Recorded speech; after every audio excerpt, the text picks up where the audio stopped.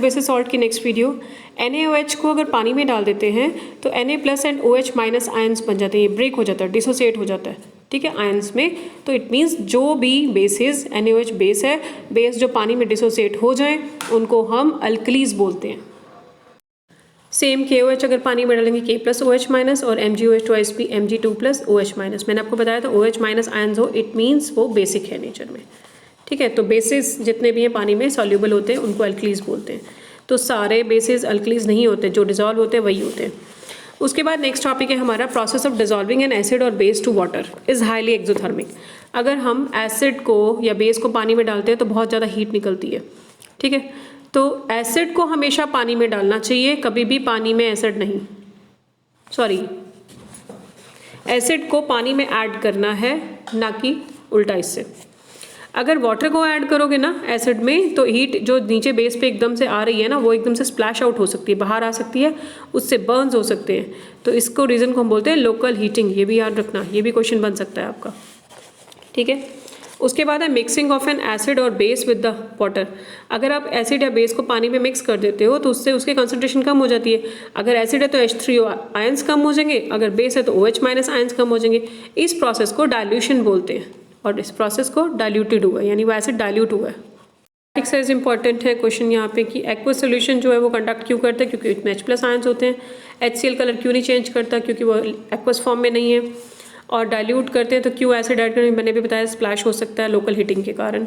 Hydronium ion कैसे effect होंगे अगर एक सोल्यूशन को एसिड को डाइल्यूट किया जाता है, कम हो जाएंगे क्योंकि उसमें पानी डल रहा है। और अगर हाइड्रोक्साइड आयन है वो कैसे इफेक्ट होंगे, अगर ज़्यादा बेस डालेंगे, पानी नहीं बोला बेस बोला है, तो बेस और डालोगे तो और स्ट्रॉन्ग हो जाएंगे, तो H माइनस की कंसनट्रेशन बढ़ जाएगी।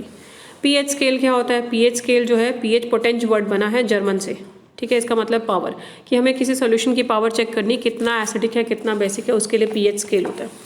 pH की क्या रेंज होती है, 0 से 7 और 7 से 14। 0 से 7 में एसिड है, 7 से 14 में बेस है, ठीक है। 0 से 7 में इधर इस तरफ बहुत एसिड है, यानी 0, 1, 2 बहुत एसिड होते हैं, 7 पे बिल्कुल न्यूट्रल आ जाता है और 14 पे हाईली एसिड बेसिक। उसके बाद ये टेबल जो एक्टिविटी है ना, ये आपके सिलेबस में ये इंपॉर्टेंट है, बहुत आ सकती है।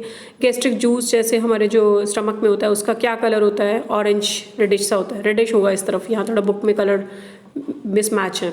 लेमन जूस जो है उसका कलर ऑरेंज होता है 2.2, प्योर ब्लड का ग्रीन के आसपास होता है 7.4, मिल्क ऑफ मैग्नीशिया का थोड़ा लाइट ब्लू होता है और सोडियम हाइड्रोक्साइड का डीप ब्लू होता है। तो इसमें से आपके कोई भी क्वेश्चन बन सकता है। फिर उसने कहा है कि प्लांट्स जो हैं वो सेंसिटिव है, pH सेंसिटिव, उनकी रेंज क्या होती है। हमारी बॉडी जो 7.0 से 7.8 में काम करती है। अगर एसिड रेन की pH की बात करें तो 5.6 से लेस होता है, इसका क्वेश्चन भी बन सकता है। अगर इससे कम हो जाता है तो एक्वेटिक लाइफ सारी डिस्टर्ब हो जाती है। उसके बाद ये क्वेश्चन भी इंपॉर्टेंट है, वीनस का एटमॉस्फेयर जो है वाइट कलर के येलोइश क्लाउड से बना होता है, जो सल्फ्यूरिक एसिड के क्लाउड से। हमारी अगर बैकयार्ड की जो सॉइल है, अगर उसका हम सैंपल लेते हैं और वो बेसिक अगर एसिडिक ज़्यादा आ जाती है तो उसमें कोई बेस ऐड करते हैं। कौन सा बेस ऐड करेंगे, कोई वीक ही होगा, जैसे कैल्शियम ऑक्साइड ऐड कर सकते हैं।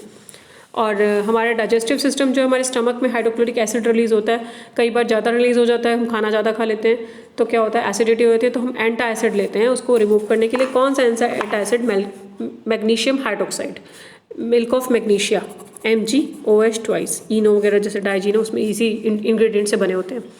अगर टीथ की बात करें, टीथ का जो pH है, टूथ डिके जो है, अगर pH 5.5 से कम हो जाएगा तो हमारा जो टीथ है वो डिके स्टार्ट हो जाएगा। और टीथ एनेमल बना किस चीज़ का होता है, कैल्शियम हाइड्रोपेपेटाइट, याद रखना, ठीक है। क्रिस्टलाइन फॉर्म है कैल्शियम फॉस्फेट की, हार्डेस्ट सब्सटेंस है। तो और अगर माउथ का pH 5.5 से कम हो गया तो बैक्टीरिया जो है माउथ में एक्टिव हो जाते हैं और टूथ डिके स्टार्ट कर देते हैं। और टूथपेस्ट जो है 8.0 से 8.4 में काम करती है। एनिमल से सेल्फ डिफेंस की बात करें तो अगर कोई एनिमल ने काट लिया, मतलब इंसेक्ट ने आपको, जैसे डेंगू या फिर कीड़ी वगैरह ने काटा, तो कौन सा एसिड रिलीज़ करते हैं, मिथेनोइक एसिड, फॉर्मिक एसिड भी बोलते हैं इसको। फॉर्मिक एसिड जो है वो पेन देता है, तो उसको न्यूट्रल करने के लिए कोई भी आप बेस लगा सकते हो उसके ऊपर। नेक्स्ट है नेचर प्रोवाइड न्यूट्रलाइजेशन ऑप्शंस। जो नेचर में ये प्लांट है, नीटल जो है, नीटल स्ट्रिंग्स हैं, ये कौन सा एसिड, ये जो है मिथेनोइक, इनकी स्टिंगिंग हेयर होते हैं, ये मिथेनोइक एसिड रिलीज़ करते हैं। तो यहाँ पे अगर आप बेस लगाओगे, बेस कौन सा, डॉग प्लांट का लगाओगे, तो ये भी न्यूट्रलाइज हो जाएगा। फिर ये वाली टेबल भी एक बार रीड करनी पड़ेगी आपको, विनेगर में कौन सा एसिड है, एसिटिक एसिड, ऑरेंज में, प्लीज़ इसको लर्न कर लेना। लर्न आपने करना है, मैं सिर्फ आपको आइडियाज़ दे सकती हूँ। और ये ब्लू क्वेश्चन जितने भी आएंगे इन सबको आपको रीड करना ही करना है।